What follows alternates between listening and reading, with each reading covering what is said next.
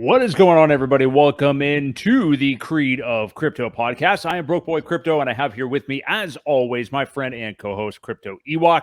We have got quite the show for you tonight. We're going to talk highest of stakes. Obviously, the HEX and Richard Hart documentary has debuted across the country in many U.S. markets, so we have a lot to talk about in that regard. We're going to talk, of course, continued SEC suing Richard Hart news. The SEC also, we just found out another piece of news because they just can't lose. They just have to keep digging that hand up out from under the grave. So we're going to get to what that's all about in a moment. We have the PayPal news with PayPal launching its own stablecoin. We'll talk about that for probably about 3 minutes. And a lot of stuff to get to, a lot of different angles about the highest of stakes documentary, and not necessarily just like what are our thoughts on it or anything, or just what did you think of it. A lot of reacting to reactions. And then, also the Coast on-ramp, the first on-ramp onto PulseChain to be able to pay via credit card, eventually debit card, ACH as well, all kinds of stuff. So we got a great show for you tonight. If you're just getting in here, hit the like. We very much appreciate it. Ewok, how are you feeling this evening? Feeling good. Had a good weekend. Went to see the movie. We'll talk about that here in a little bit. But yeah, I'm feeling pretty good.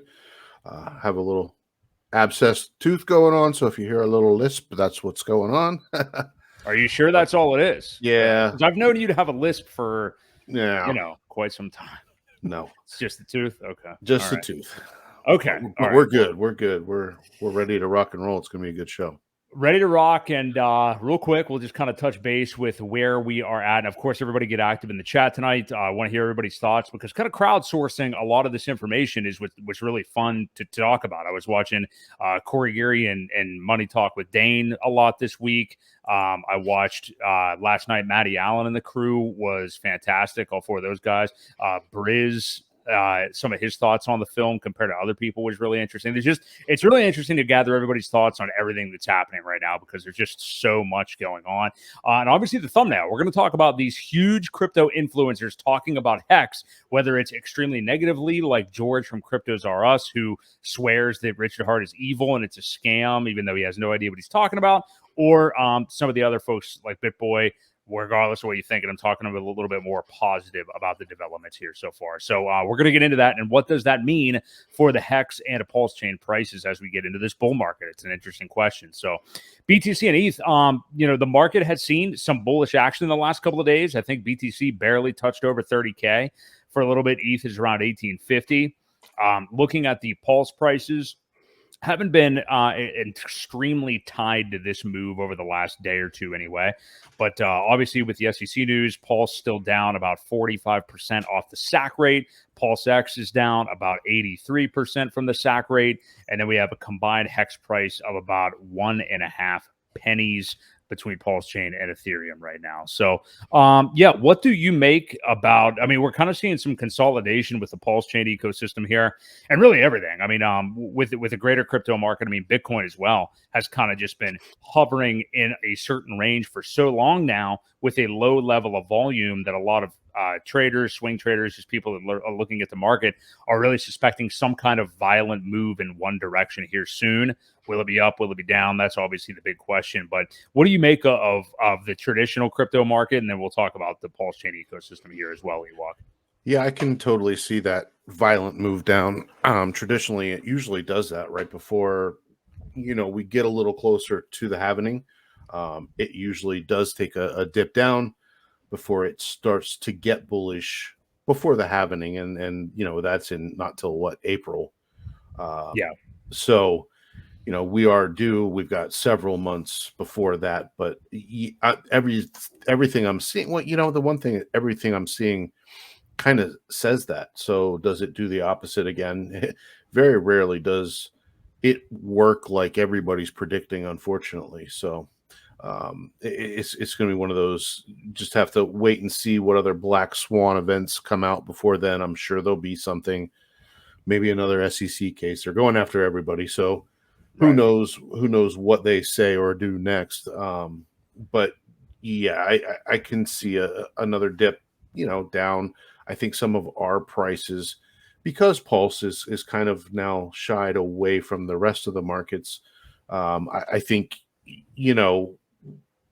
we could be standing on our own. I hope we pull away. I hope we are, eventually decorrelated enough that we don't see a tie to it. But you know, Mhm. that mentality again of the whole market structure. Um, there isn't much liquidity tied to a lot of other things, so it could move on its own very easily. Yeah, it definitely could. Like I said, we've been consolidating as far as the PulseChain ecosystem, kind of in this same range since the news. Now, I'm trying to remember exactly what it was. So last Monday, it seems it's crazy because it seems like an eternity at this point. But it was only 9 days ago that this news actually came down. Monday morning on the whatever that was. Am I right about that? Yeah, July 31st. And then Yeah. I think the low was really I think the next evening I want to say because I Mhm. specifically remember buying Pulse at four zeros and a three something. So I mean, we've been up at least halfway to sack rate anyway, like we are right now since then. So that was really the low. And again, I think that was Tuesday night last week. So we have come up from there and seen a bit of a recovery. And a lot of people were talking about like another shoe to drop potentially with that lawsuit and how some of it didn't make sense because some of the claims are things that the SEC themselves don't really have much jurisdiction over. Mhm. Do you, well, this is a bigger question probably for later, but I mean, do you think as far as the lawsuit as it's written, we're almost a week and a half out from it here, do you think the SEC tries to allege anything else at this point, or do you think that's basically just what we've got with what they've said so far? Well, usually I think they throw in as much as they can to see what sticks. Hmm. We kind of went over it last week, and we determined that it looks like it's written by a college intern that really didn't have many facts. So I don't know that they'll add on to it. I think they've already put enough in there of stuff that was just not factual in the first place. We'll be lucky to see any of it stick, in my opinion. And Cabana said it here too. We're seeing a lot of people say just settle it, be done with it, so we can move on. But I think the right move is to fight it, and just because of the wording, just because of the way that we see that it's written, and we know what Hex is. We know it's decentralized. It was launched as a finished product. Just so many things on top of each other that say we should really fight this. Richard is the man to do it. Educate them in the space. Hopefully, the court themselves too. So, Right. Yeah. you know, I don't think there's much added to it. They've added enough already that probably won't stick. I hopefully we embarrass them, or Richard embarrasses them. Yeah. Um, Um, yeah, and I'm with you. And shout out to Cabana because some of the he had a couple of streams, or at least was on a couple of streams over this last week. I checked out; they were awesome. But yeah, I think he's 100% right. Yeah, the people that just want the price to go up obviously want him to settle, and that's one of those things where it's like, um, what level of admission of guilt, or what would the there's all these details, and lawyers would have to get talking and all this, but like, I wonder if there's a point where Richard would be comfortable admitting, if you will, some sort of guilt, even though, like, clearly what they're alleging he did with sacrifice funds, we've already said it. Not only is it untrue and very hard to prove, even if you could, but there's actually proof that he did not do that because it's on chain. That's kind of the insane thing about that second allegation. But I just wonder, like, what the point would be where he would just say, you know what, this is a slap on the wrist. These guys just want paid. We all know it's about money. We know 100% it's about money. These are people that don't have the talent, the skill, the knowledge that Richard and a lot of other of these crypto creators have, and they just want their piece of the pie. That's really what it is at the end of the day. So, do you think there's a point where he just says, fuck it, and pays them and moves on? Or, I know, he wants to win, and that he wants bragging rights, and that he wants to have his day in court possibly too, so to speak. Yeah, is there a point you think he would just pay that fee for, whatever reason? I don't think so. I think Richard likes to win. He is a serial winner. He mentions it many times in the film. He makes sure people know that he's not a lucky guy. He's been winning for a long time. I think also the pride that goes with it, and he's a cheapskate. He admits that himself. He's cheap. Yeah. He doesn't like to spend money if he doesn't have to do it. I really don't think he just says screw it and let's settle. Unless he sees it going the wrong way, which I don't see it. We clearly fail all four legs of the Howey test. I don't see it. Unless he just doesn't want to take the time to do it or show up, that could be another issue too. I don't know if he'll have to be in person. I would imagine so. But I think everything is on the side of HEX, and he's playing 3 steps ahead, just like he always does. I don't see him doing it. I don't see him paying or settling. I don't see him doing that either. But I mean, like, again, there's so many different ways and nuance to settling, quote unquote, something like that his attorneys or something could work up something specific. Who knows? I'm not saying that he's going to do it, or it's a shakedown. I mean, bottom line, like we said, that's what it is. So we'll see which way he goes. I don't think the people that are worried about some kind of like multi-year, decade long, I mean, that's clearly out of the realm of possibility, I think, but some huge long fight that could weigh down the ecosystem forever. And I even wonder, the longer the fight goes on, how much the ecosystem would be weighed down. We're going to get to Ripple and XRP here in a moment, because there is some developing news with the SEC as far as that goes. But there's been, obviously, us included, a lot of comparisons between what's happening with Richard and what happened with Ripple, and the difference in the price performance too, because Ripple, that was already its, at least I believe, second cycle. So it did not get back and touch all-time highs ever again. But that's also how many tokens do? You can't say that about a lot of tokens. So I mean, not only that, but the weighing down of the SEC thing, the fact that Ripple's just not really that fantastic of a product or anything like that compared to PulseChain and a lot of this stuff. So a big thing with that too is they got delisted from everywhere. Ripple was taken off of all major exchanges. We don't have that problem because we weren't there in the first place. So, right.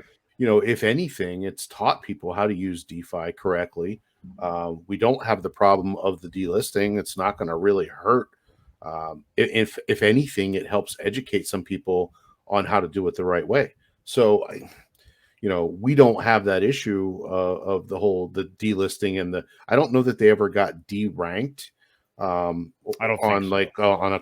on one of the ranking sites or anything like that. But again, it can't hurt us because we aren't listed anywhere to begin with. So right. I believe, I think that's a big advantage for us. I think so too. And also just as far as the cycles go, PulseChain, PulseX, this is their first cycle. I mean, the tokens have been out for a couple of months at this point. So I'm not so worried about the suppression of the price or anything like that. I mean, this community, I think, is stronger and more fervent than the XRP or Ripple community or anything like that. It's just they are different in those ways. I guess what I will say, since we're talking about Ripple for a moment, is there was news just 2 hours ago that the SEC is appealing the judge's ruling of XRP not being a security. Where do you think this goes, Ewok? I guess that by about a week from now or so, they have to meet in some fashion to decide if they're going to move forward with this appeal. I didn't read too far into it. I don't think there's too much news yet. Nobody from Ripple had commented, but what do you think? I mean, like, this is just these guys, everybody is singling in on HEX and everything right now. This is not unique to HEX. I mean, clearly, the Ripple thing's already been going on for a number of years, and they basically the SEC went back in June, I think it was, just went down a list of coin market crap or whatever and named like the top 10 tokens by market cap, and basically were like, yeah, we think these are all securities too. Yeah. Well, so whatever, I agree. I think they're gonna come after all of them. I really do, especially with the appeal. I didn't get a chance to read it either. I didn't find out about it until you and I jumped on in the green room right before we started. So I haven't had a chance to read the appeal, the paperwork, or anything like that. I know, who was it? Altcoin Daily posted that says that's where I saw it quickly right before we started. So I don't know. I don't know that anything will come of it. I'm hoping that the judges get tired of looking at this stuff and be like, we just made a decision. What, that's what we're going to stick with, I hope. And you Yeah. still have your picture of your Yeah. buddy up, Still got Jim Leahy up there. Mr. Leahy. Yeah, camera disconnected for some reason. But yeah, I don't see much coming from it. You know, the price has already been hurt a little bit, so I don't see them suffering in that way. I would hate to see them miss another cycle because of this. And I don't know who said it earlier. I guess you know, it's not going to take weeks. You know, this isn't something that will happen overnight. So, you know, that could be detrimental, you know, just the hanging over us. But I think the long run says that it advances us that much further. So I'm willing to, you know, I'm not willing. I don't want to skip a cycle at all. But if it means clarity afterwards, for people that just say, listen, it's already been determined. We know we're not a security. I think that could be more beneficial than hitting a cycle. So. I just really wonder how much people are going to care about that when the bull market is at fever pitch. You know what I mean? You know, at some point, these lawsuits and things like that, I mean, the SEC just throws out frivolous lawsuit after frivolous lawsuit. And if all of these things, if everything's moving up in price, and we've already got this built-in community, there's this documentary, which we're going to get to again in a minute. I just don't know if people are going to care that there's ongoing court proceedings. You know what I mean? I don't know if they even will know what it means. And I'm talking about more new. I'm not talking about us and everybody watching now. I'm talking about, you know, more retail coming back next year, maybe in 2025. I just don't know how much those people are going to really be paying attention to that. I mean, and I know I always do this, and I know they are slightly different things, but look at the Donald Trump phenomenon right now. I mean, every single day, it's like they may levy up to 15 new indictments again. It's like, who gives a shit, dude? Nobody cares about this. Nobody believes that any of this stuff really happened. Nobody even really cares if it did, really. Right. I mean, we know they're all criminals. Nobody cares. You know, move on. And the thing is, the more cases that come out, if they do start going after all of them, I think it puts less emphasis on all of them in general. Right. You know, it's just you get a lawsuit. Like one more. Yeah, everybody gets a lawsuit. Yeah. So it's not very meaningful. And that could actually benefit everybody because, like, you're right, no one cares anymore. At this point, they're just going after whoever they can to see what they can win to extort money. It's all money grab. You know, they obviously are not. We said this last week. You know, they're not looking out for you, the investor. They're looking out for the banks. They're looking out for their, you know, big name cronies that are losing money because of crypto. Yeah. Yeah.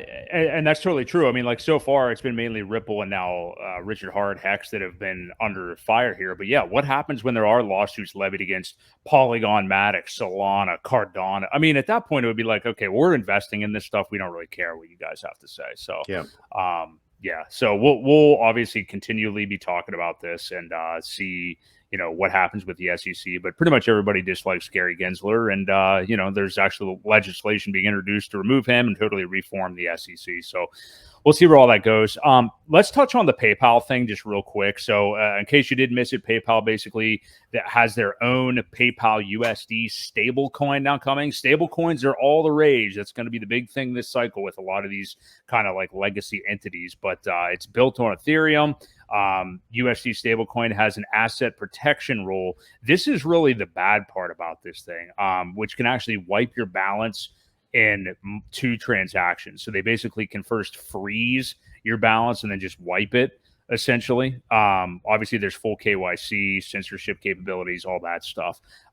What do you make of this? Because, you know, I don't think people are wrong in saying that the introduction of this for a big company like PayPal that many, many people use and are familiar with, are angling this as a bullish thing for the crypto industry as a whole over the coming years, that people are getting familiarized with a digital currency or a digital dollar like that. What do you make of it, though? I mean, it's one of those things that maybe not PayPal specifically, but some of this was inevitable as the crypto grows, you know? Sure. And it's one of the bigger, more used platforms across the country, across the world, to have a digital currency like that. I kind of think the government is behind it. I think they understand the pushback from CBDC. And I think maybe masking it as something else, as the PayPal coin, just to get people using it, familiar how to use a wallet, familiar with, these types of things, as an introduction. But clearly, with those two things that you said, they freeze your account and then they just wipe your balance. It can happen in 2 transactions. Yeah. What the hell is that? I mean, so if you're suspected of being a scammer or whatever, I mean, I understand on eBay platform they have problems like that where they do have to protect people buying stuff from people that are abusing it, listing things that aren't real, collecting the money, and then never sending stuff. So I do get it, but it's scary. It's a scary introduction to the CBDCs, and we'll have to see how it goes, if there's any kind of approval or welcoming of it. I don't think you still have to use it. I think there's other payment methods available. We'll keep an eye on the adoption curve, see how that goes, to kind of see what could be coming along the way with the CBDCs. Yeah. It's one of those things. It's going to happen. I mean, we're going to see more and more of this pop up over this cycle. You're going to see more headlines about it, I think, as we head into 2024. So, is what it is. Not anything we're going to use, but for legacy finance people, I'm sure they will. You want to point out Furu's comment there? Furu in the chat. Well, every stablecoin does have admin keys. We all know that. What is it? The USDC has a method of invalidating tokens, things like that. So, they do. I don't know if they can just take your balance and freeze it. Probably. So, yeah. I mean, to his point, I think they all have that in one way or another. I think DAI is one of the ones that are backed by more of a group of coins, a little bit safer. Yes, there's USDC, Tether, some other things that are involved with DAI, but I don't know that they can just invalidate your wallet. So, but to his point, yeah, it's true. Yeah, it is true. So we'll keep an eye on that. We'll see where it goes. Not anything we're overly interested in, but I guess overall bullish for this coming cycle to a degree. If you guys are here and enjoying the stream so far, hit the like. We very much appreciate it. We're going to get into the movie now. I will straight up say it. I have not actually seen the full film yet. Obviously, I've seen many clips, probably up to at least 20 minutes or so of the film. Obviously, I saw Richard's little pre-recorded thing that he made specifically for the premiere. But Ewok did. He did get to go see the film. I've obviously kind of played Monday morning quarterback, just checking out other people's opinions of it and everything. But let's just get your raw reaction, Ewok. You've had good 5 days or so to think about it at this point. Let's just hear it. What was your overall thoughts of the film? The first thing I thought was I didn't see a lot of characters that I thought we were originally going to see. In the first couple trailers, there was people like Nerd Girl and Crypty Girl and some of the other, ladies of HEX. Really, you none just want of to those. see the ladies. Hey, the ladies look good on the big screen. So yeah, they do. But they weren't in the movie. I felt like it kind of became the RG3 show. I feel like he had as much time as Richard. Not that I don't like RG3, and he does have a good story. He's a blue collar guy, worked his ass off, made something of himself, and then ended up bringing Mikey, his buddy, into the fold, who invested a good bit of money at the top, 41 cents or something like that. So then it goes into the story of him and his wife was totally against it as much. I should have stated before I started this that if you don't want any spoilers, you should probably not watch. But that should be self-evident. But yeah, so it kind of became that, and then Richard in the background with the two main characters that were the anti FUD people. The scam searcher and the guy from the university. Who I like both of those guys. They've made a nice little appearance on Twitter. They're quite personable. They're still learning, actively engaging with our community. It's pretty cool to see that. But overall, the movie for me, I feel like the longer you've been in Hex, the less you got out of the movie. It wasn't really meant for us. It wasn't meant for the people that are already pro Hex, that are already in, eyes up to our eyes in it and know pretty much everything about it. So it was designed for the no coiners, and I've heard a lot of people that say they were on the fence before, that have seen it. Now they're really looking into it and doing their homework, which is good. It wasn't designed for us at all. The storyboard was good. It flowed well. The music, the score was amazing. It just added that extra level to it. So it was very well done. Very well done. But for me personally, it wasn't meant for me. It wasn't meant for the true Hexicans that are, like I said, already way invested. Not meant for us. It's meant for the people that just aren't sure. And it really does make you want to go out and do research. I really think that the people that weren't sure before that went in to see it will come out, do their work, do their research, and potentially join the community. So that's my overall take anyway. And yeah, it was, like I said, very well done. Very well done. I think that is what a lot of people have said, and I think that is a great thing. I think that anybody that maybe is entrenched in the community and has been involved in this ecosystem for a long time, thinking that they were going to get a movie that was designed for them or whatever, well, it probably wouldn't be an entertaining movie at that point. You know what I mean? Because we would all choose to just watch, like I was just sitting here watching Crispy Man stream on his own earlier about ETH gas fees. You know what I mean? That's what we think is entertaining. So that's not going to sell out movie theaters or anything. But I want to, well, no offense to you, Crispy Man, but I want to say real quick to echo what you just said, though, Ewok. So Pulse Orca, who I've seen some of his tweets before, shared the same sentiment you did. I've seen this from a few people. He said, I took a crypto curious friend who knows nothing about Hex or RH to the documentary with me. He has a wife, 3 young children, and a corporate job that he hates. I would like to see him win in the next bull cycle. Asked him to send me his thoughts about the film. He said the documentary was intriguing and left me with mixed emotions on if I would invest in Hex. The overall crypto world seems like a gamble, but when Richard compared cryptocurrency investing to a 401k, it made sense. When the guy who runs the crypto ranking site, Nomics, that would be reluctantly stated that Hex was not a scam and that he invested in it, gave me a sense of relief, only to turn around and question the back-end Hex accounts. In the near future, I will invest in Hex, he says, yet this documentary did not give me the enthusiasm to go all in, but I'm intrigued enough to not want to miss out.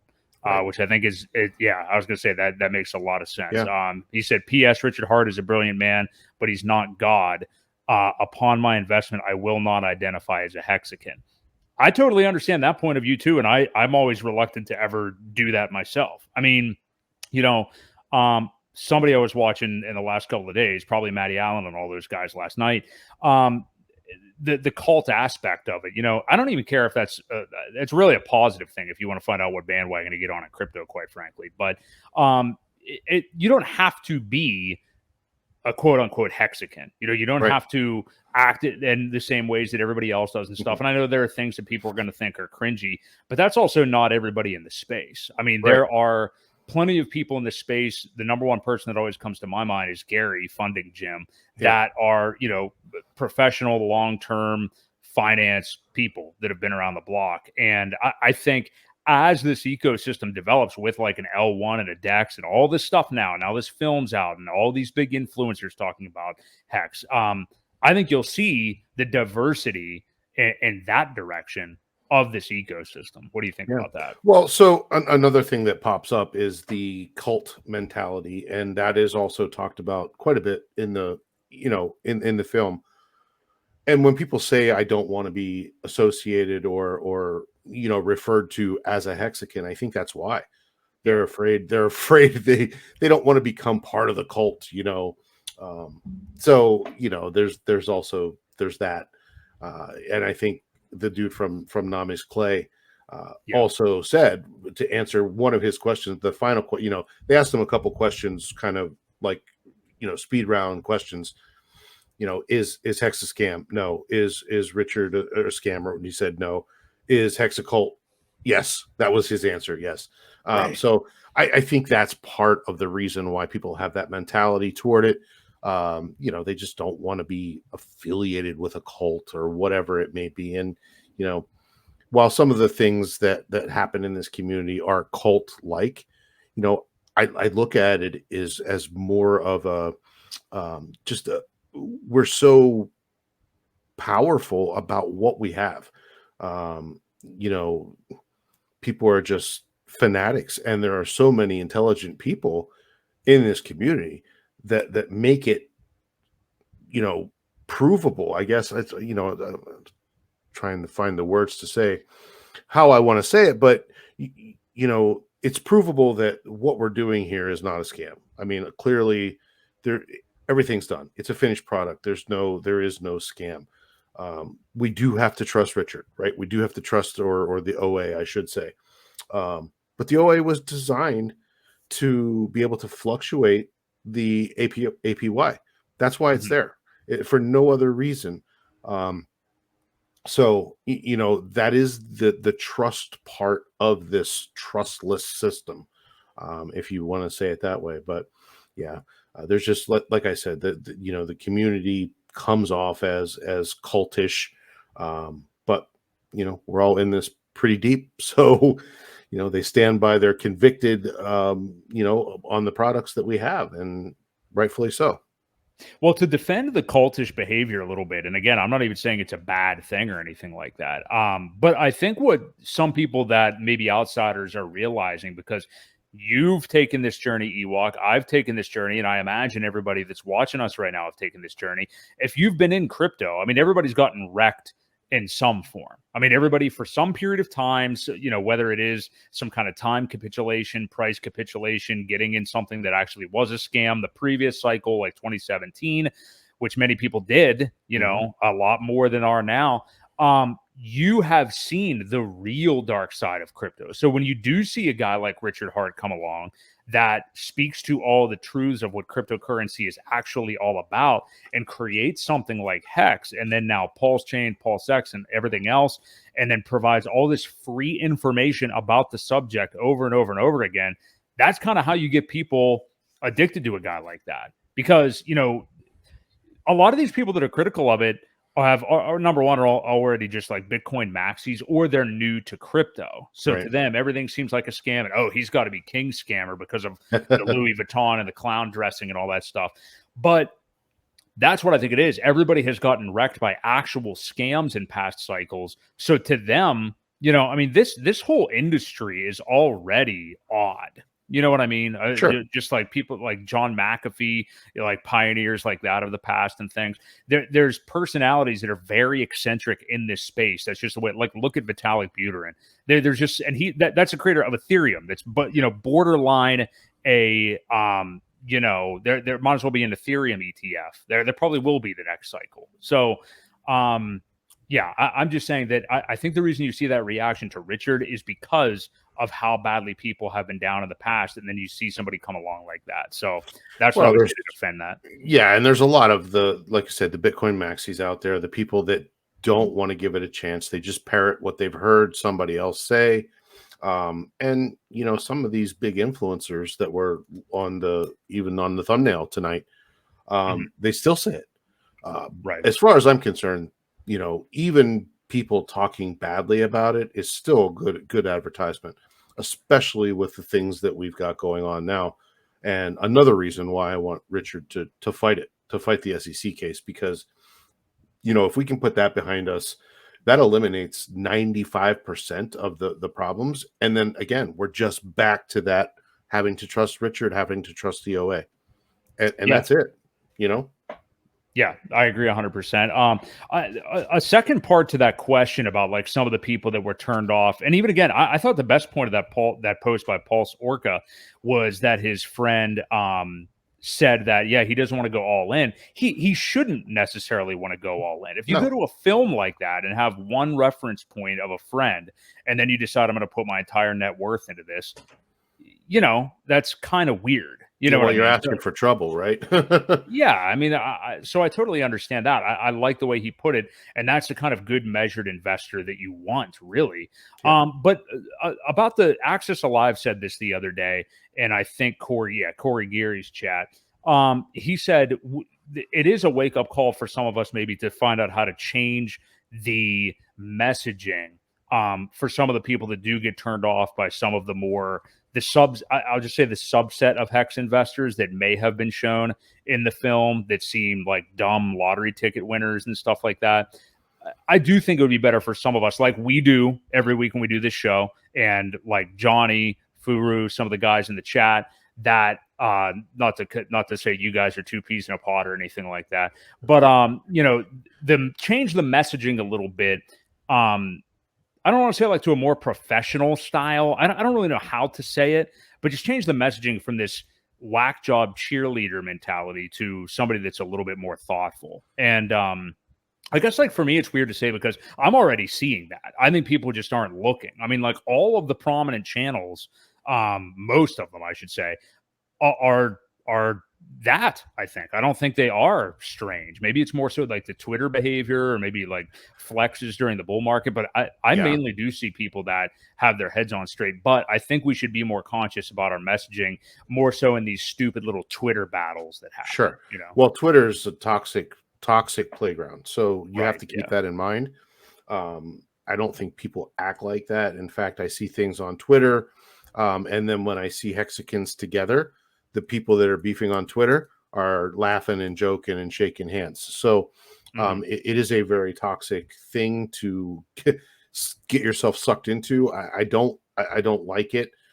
You almost have to walk away from it or not be active every once in a while for your own sanity. But I will say that I know one of the latest messages is that, guys, we have to be more on the same page. We have to be more welcoming of some of these other communities. We have to, embrace it. If we want PulseChain to survive and do well, we're going to have to be more accepting of some of these new developers. We're going to have to understand that there are going to be people building. There are going to be people building scams. You don't have to participate, but you also don't have to shit on them either. So, I mean, I think there's a fine line there where you do that. And, again, you don't have to speak badly about them, but you don't have to mention it either. It's going to happen. We have to welcome the people to build, though. Just like any blockchain, Ethereum got very successful. And how many of those are rug pulls, or how many things were scams? It's part of the growth of the network that you got to take the good with the bad. And we hope that when people come and maybe they do get wrecked on something and learn a lesson like we did in 2017, that they will find HEX, they will find PulseChain, they'll find PulseX, they'll find the community and the strength there. So, I think I'm seeing a lot more of that type of messaging, which is good. We really need that in order to grow. So, yeah, I think so too. Before we get into the next thing, because I want to continue on this Twitter point, because we were going to talk about Lamont Black, who is one of the protagonists in the film's professor from DePaul, actually. So we're going to get to that in a moment. If you guys are here and enjoying the stream, smash the like for us. We very much appreciate it. We do this every single Wednesday night at 8 p.m. Eastern Standard Time.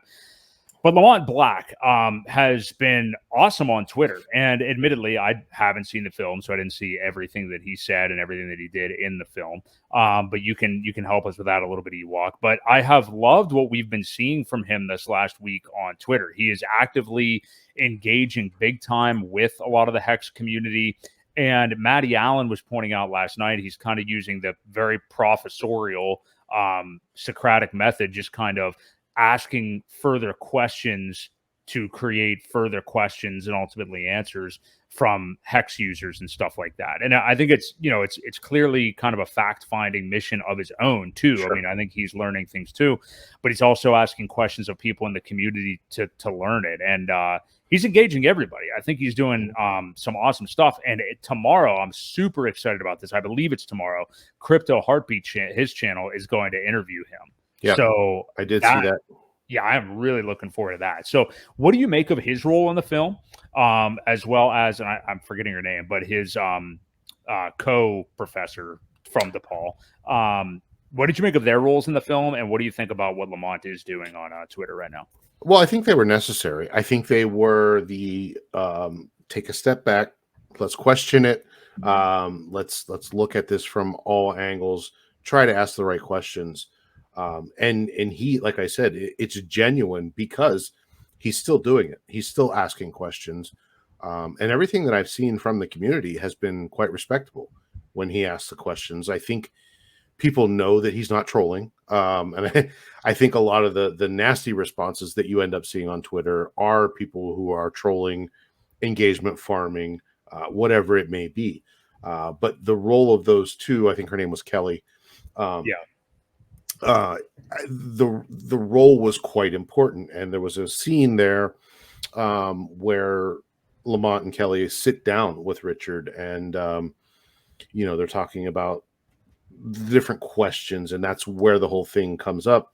And he's describing something. He's like, well, Richard says, well, it just sounds like you just described a 401k. Mm-hmm. And the look on his face was almost dumbfounded. Like, he was like, you could tell it took him back. Right. Maybe that was acting, maybe not. But I think, you know, the reality of the situation was, you know, it does sound like your 401k. And it was a very needed part. It was a very needed part to balance things out. Like you said, it wasn't a puff piece at all. And the characters that those two played, I don't know that, like they said, I don't know that they were characters. I don't think there was a whole lot of acting going on in this at all. Truly honest questions. They want to learn. And Lamont, like I said, is continuing to do that on Twitter. And it's been pretty cool to see him be active, asking the right questions. You know, the one thing that he's still not too sure of, I think he's still stuck on this. What service does HEX provide? He just doesn't get it. That it's a coin that makes more of itself with the value proposition of time. And for some, I don't think they understand that is a value. It is a value, and it is a service. So yeah, like I said, I enjoyed the two of them. They definitely balanced it out to where it did make people ask the right questions too, not just, I'm going to log in and check out this, you know, this person's YouTube and see what they have to say about it. Unfortunately, you do get a lot of that. When you tell people to do their own research, they go watch somebody else. They don't do their research. Yeah. They do the opposite and go get the opinion of somebody else. Unfortunately, that's how it works. So I think they started to make people realize what the right questions are. What should you be looking into? How do you judge whether a coin is a scam or not? And yeah, it was good to that point where I think it gets people pointed in the right direction of how to actually do their own research. So quite needed. I totally agree. I love where he's coming from. And again, you know, talking about like introducing different types of folks into the ecosystem with that messaging and stuff. Again, this is why I think that documentary, especially if and when it does get picked up by a streaming service, and as we get into the bull market, it's just going to have, you know, huge wave effects, you know, and a professor like himself, and then him being very visible and things like that, I think is just awesome. So I'm really happy to read his thoughts, and I'm really excited about that interview with Crypto Heartbeat tomorrow. The last thing on the film real quick that Motley actually brought up the other day with Corey Geary as well was the fact that we're hearing people like haters of Richard Hart, haters of HEX and all of us and all that stuff are urging people to see the film to like make fun of us, basically. Yeah. Which, talk about like the effect that could have as well, because really that's putting eyes on it and everything. You know, it's not like this film is just like it's not a puff piece, it's also not a hit piece, I don't think. Right. Even though I know people have said that they felt like somewhat bearish coming out of it. I know Corey Geary said that. I know Briz have said it and stuff like that. But, you know, it is a nuanced film. So I don't think it's, you know, you can come and make fun of it, but when you hear some of the finer points of what Richard Hart has to say and some of these other folks, you can turn some people onto it. So, yeah, what do you make of that dynamic too? Well, it goes back to one of the things that I said earlier. If you've been in HEX for a long time, you may not like it. You may feel kind of bearish coming out of there. Again, it wasn't meant for you, not at all. You know, it's meant for the people that are still asking questions. And I love the fact that some of these guys are saying, yeah, go watch this and make fun of it. Clearly enough people did, because I think we ranked number 19 in the country last weekend for sales. Yeah. So a small documentary like that was only in a certain amount of less than 50 cities, that's ranking 19 on the sales. That's pretty damn good. I would say a lot of eyes were on it. Now, a lot of those were Hexicans too, obviously, but I'm hoping that enough people dragged friends and family and things like that to see it as well. Hopefully, we'll see how long it continues before we get the streaming service release. I know they're now moving over to London, at least somewhere in Europe, a couple locations. So, right, yeah, I mean it's all bullish, and I do agree with Motley that it's a very good thing, just to get people pointed in that direction. The SEC adds to it. You know, hey, go watch this. These guys are now being sued by the SEC, and they got a movie coming out. Ha ha ha! Right? Is that right? You know, there's more eyes. I don't think it's. I don't think it could have been planned any better. It just one coincidence after another. It's almost like it was planned. Well, you know, we're going to get into that point you said a moment ago too, with these influencers just taking a giant dump on the ecosystem. Because so if you look at our thumbnail, we've got old George from Cryptos R Us up there that, you know, it fully believes in the virtues of Uniswap and Algorand and stuff like that. But Richard Hart is a scammer. I'm sure he holds Solana too. But, you know, also Coin Bureau, who I thought he was kind of mixed on it. So Guy from Coin Bureau, who has a huge channel, the other day, he actually called out Uniswap when the censoring of HEX on the front end actually happened. And then he went ahead and exploited old Silvertooth the other day on Twitter, resharing his whole broken down trailer story that he himself decided to put out there into the world. And then really got body bagged by Silvertooth, who came back and said, like, look, all of this was my own fault. I never said one thing about getting scammed. I never said anything about Richard Hart scamming me.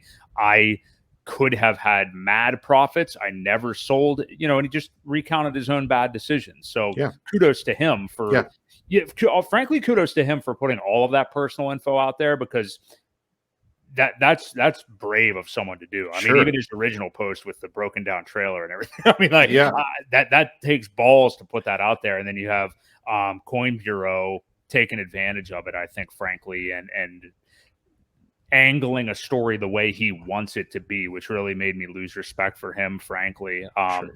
But yeah, and then, you know, then there's positive ones too. I mean, like, think of what you will with BitBoy. I'm not sure how much I really trust a lot of the things he says, but, you know, he has been friendly with Richard Hart. He stuck up for him on his channel. So long story short, we've got these gigantic, long-time, multiple-cycle crypto influencer channels starting to acknowledge it more. Altcoin Daily, think of what you will of those boys, but they've been talking about it more, and not even necessarily all that negatively. They actually mentioned HEX is like one of their potential buys, allegedly, in September, which I thought was interesting. Bankless, of course, is having a giddy party over it together, I saw the other day. But either way, people are talking about it, which is extremely bullish. And I haven't even mentioned these old school day traders, Bob Lucas, Big Cheds, if you guys are familiar with him on Twitter, Peter Brandt, a longtime storied day trader.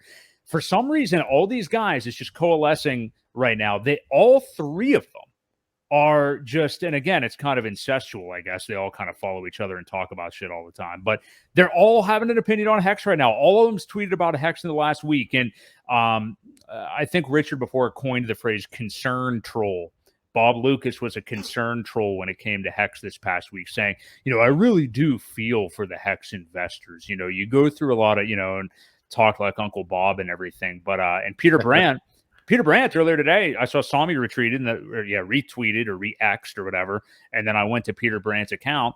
He is already walking it back slightly and saying, hey, I've been wrong before. I guess we'll see or whatever. And it's just everybody has an opinion on it right now. So what do you make of this, whether positive or negative, what it could mean for this ecosystem, counterbalancing this SEC thing? Oddly enough, like the lawsuit comes in and then everybody's talking about it. So what could that mean for the ecosystem and the price in this cycle? Well, first thing, I think these guys understand the engagement they get from the Hexicans when they troll like that. A lot of them are paid subscribers. I know Johnny was doing it earlier. He was looking at, what kind of influence do I need to get paid from this platform? You need like 15 check mark. Yeah, Johnny, he got the blue check mark. Congrats, Johnny, on the check mark. So you have to realize a lot of these guys are engagement farming. They're just trying to get their numbers up there. They don't care who says what, and they I don't know if they end up blocking people or not. The one thing that I don't like to see are influencers that call people out just so that they can start blocking them when people respond. There are those folks too. These guys, again, I don't think anything is bad advertisement if they're talking about it. There may be those couple people that go out there, do some research and be like, hey, this Richard guy, people don't like him, but he's pretty damn smart. I might have to listen to what he says. And then they start to watch some of his older videos and things like that. And that's kind of where you go down the rabbit hole of, holy shit, this is pretty cool.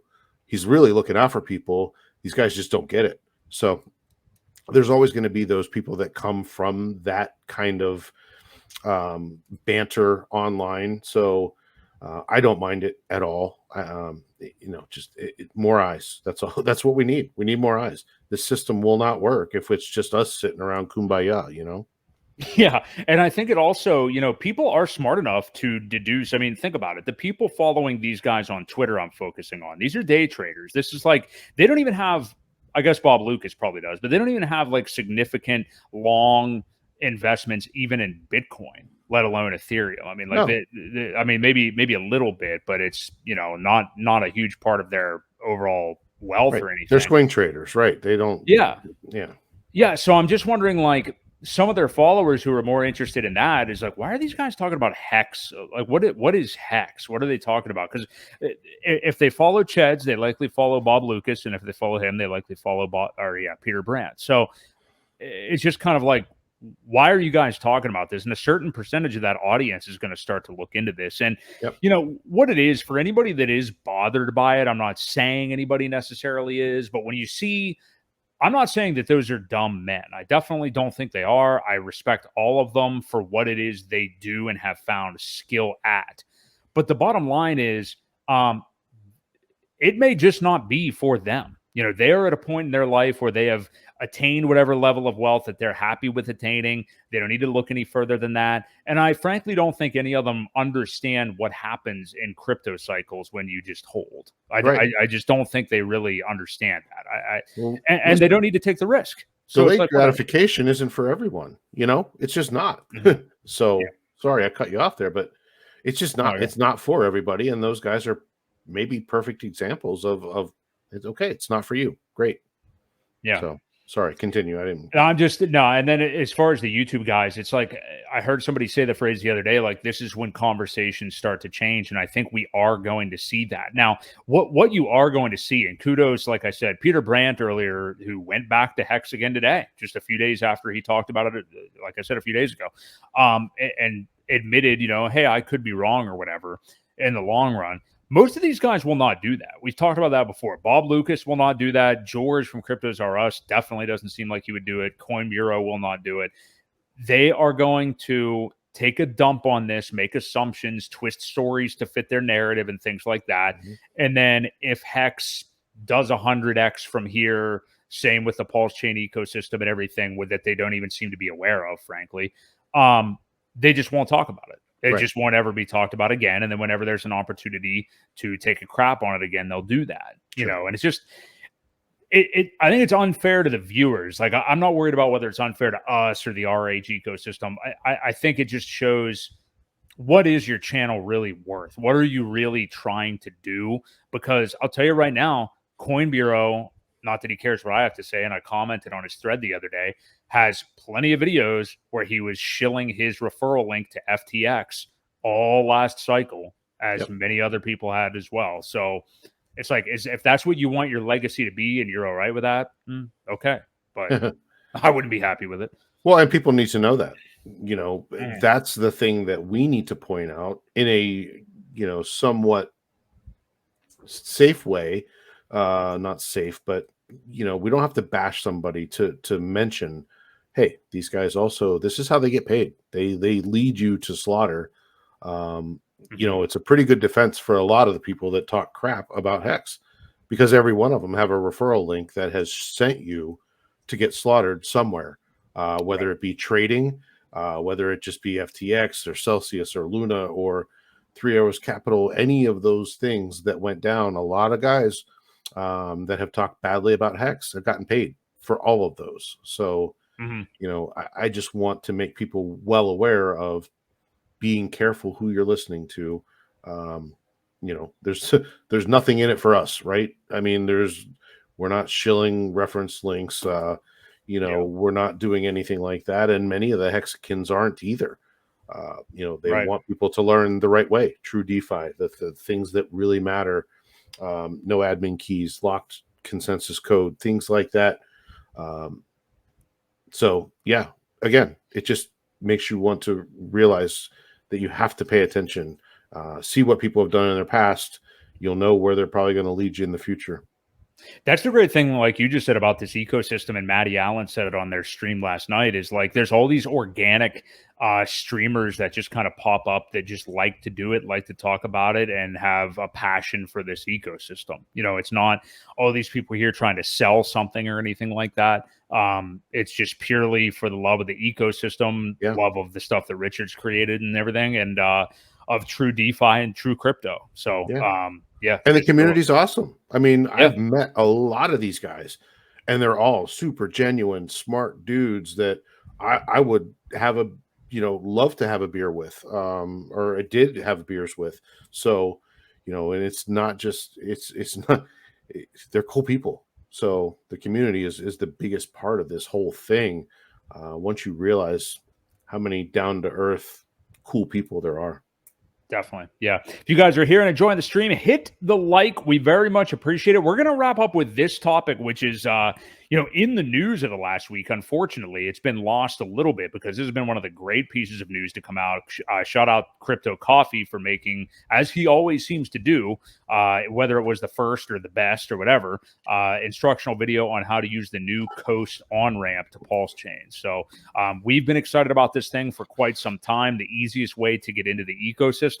It is now live as of last week. They already have the ability for you to get your money via ACH transfer from your bank account in there.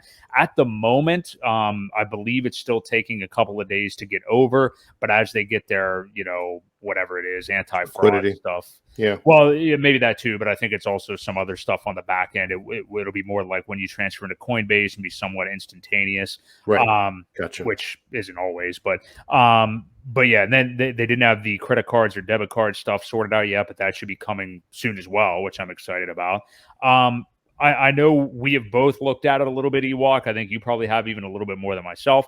What are your opinion? What's your opinion and take on it so far? And then after that, it's a little convoluted to understand it. I think I would point everybody to the coffee video because he really broke down how to lock up the weight token to get Right. the fees down. Because the two things to differentiate. So when you make an ACH transfer right now, there's going to be like a flat $3 fee, I think it is, on like anything that you send in. So that's Yes. not going to change regardless. Right.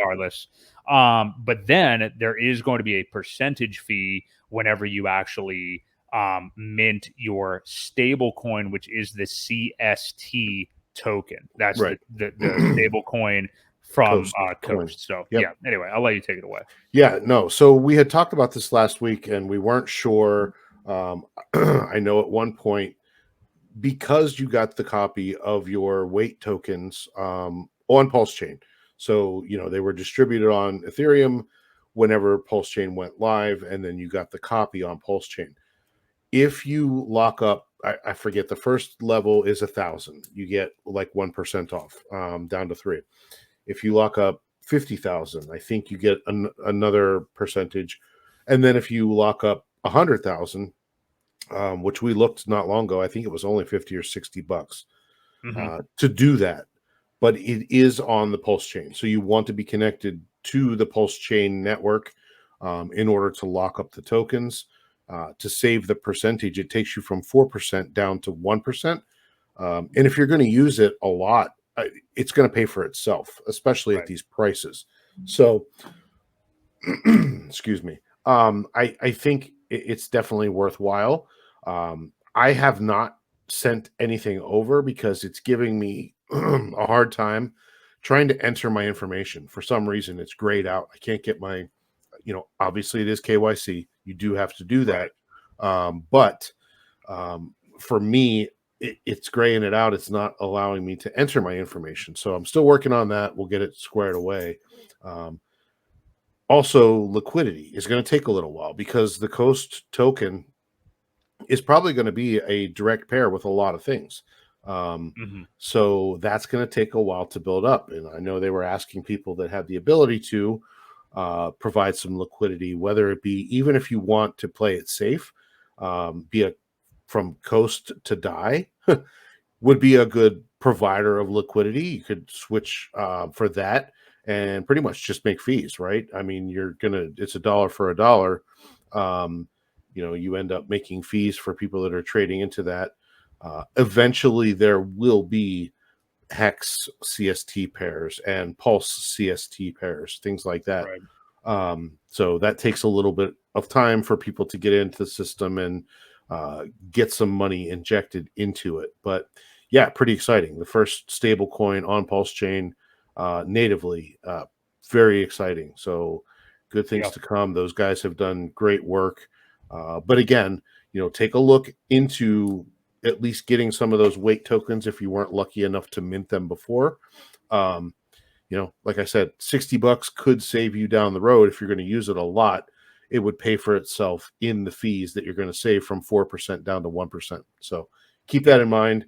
And as soon as I'm able to get a transaction to go through, I can wire money, but I just didn't do it yet. I'm trying to get the ACH thing to work. I know wire is going to cost you a lot more too, probably from the bank side of things. Yeah. Right. But it's pretty much instantaneous. So you don't really have to wait for that. It would show up pretty quickly. And if you're only going to piss around and send 50 or $100, it's not worth the fee. But if you're going to spend a more substantial amount, you might want to look into the wire thing. I think it's 15 or $20 to wire something. Yeah, I think that comes from the bank though. It does. It is the wire fee. Probably varies, but yeah, it's not terrible. But I love this. I definitely am going to be a huge fan of the credit card feature. Max out a whole bunch of them, leverage it out, put it all into whatever I want to. So that'll be fun. But I do love the ease of this on ramp. I think it's awesome. Probably. I mean, we were excited about this almost more than anything else that was being built around PulseChain, I think. So because we didn't have it. We don't have a stable coin. We didn't until now. This is the first one. I know Liquid Loans will be coming out with one. They haven't launched yet. But in order for people to get out of a position, we don't want them leaving the network, right? You want people to, if they're going to have money on the side, hopefully they keep it within the network, at least, so that that can be injected back in at some point down the road. So it is nice to have that first one, and it always takes a first to get a second. So there'll be more to come. You always remember your first, right? You always remember your first. Yeah. So hey, I think that pretty much is all the points we wanted to talk about. This was a great show. There is just I know since last week and the announcement of the SEC news and everything, there's been a lot of probably rough mental states for people and things like that. And, a lot of FUD going around from the people that don't support the community and stuff like that. But we saw, just how organically awesome the whole community was, in the days following that. And people, we had Maddie's whole, 72 hour, how many days was it? Another 48-hour straight live stream with everybody on it. Yep. 48-hour. Yeah, it was fantastic. So, it has been awesome to kind of watch everybody rise up and everything, and the movie coming out now. One other point I guess we could say, it's funny, like, even though we did talk about all these influencers talking about it this past week and everything, the crypto news cycle moves at a just breaking speed. So, this is not going to be on the tips of everybody's tongue, the actual lawsuit part of it. For that much longer, you know what I mean? Until there's like more developments or whatever. And, as the market heats up and everything, there's going to be more and more to talk about. But these things move so fast that it's going to be an afterthought. So after the Bankless boys dunk on us one time before they promote, WorldCoin or whatever it may be, they're going to go silent for a bit. So that's something to keep in mind as well. It is nice long term that we'll have more people talking about it, but it won't be the focus every single day for everybody right now. No. Nope, they'll get it out of their system usually a week or so, and things kind of the whole news cycle changes. People don't dwell on things unless it's really detrimental. I think FTX, things like that, took a while, and because there were constantly developments every day or every other day. You had guys like BitBoy that were out there doing stuff in the Bahamas, and so things like that. Yeah, obviously that's going to get more eyes on it, because that was a pretty large thing. You had $40 billion that just kind of disappeared and vanished.